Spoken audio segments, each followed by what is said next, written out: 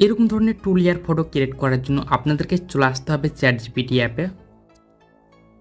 ChatGPT app open করার পর আপনারা বাম সাইডে একটি প্লাস চিহ্ন পেয়ে যাবেন, আপনারা সেই প্লাস চিহ্নতে ক্লিক করে দেবেন। তারপরে এখানে আপনারা ফটো সেকশনে ক্লিক করে দেবেন। ওকে, এখান থেকে আপনারা ফাইল সেকশনে চলে আসবেন।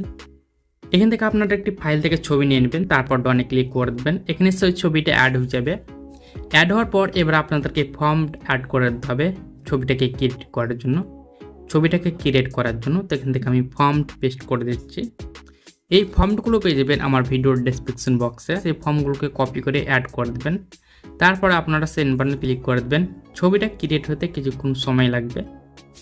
ছবিটা ক্রিয়েট হয়ে গেলে আপনারা সেই ছবিটার উপরে ক্লিক করে দেবেন। দেখবেন সেই ছবিটা খুব সুন্দরভাবে ক্রিয়েট হয়ে গেছে। আপনারা এই ছবিটাকে সেভ করার জন্য আপনারা উপরে একটি অ্যারো অপশন পেয়ে যাবেন। সেই অ্যারো অপশনে ক্লিক করে দেবেন। দেখবেন সেই ছবিটা সেভ হয়ে গেছে।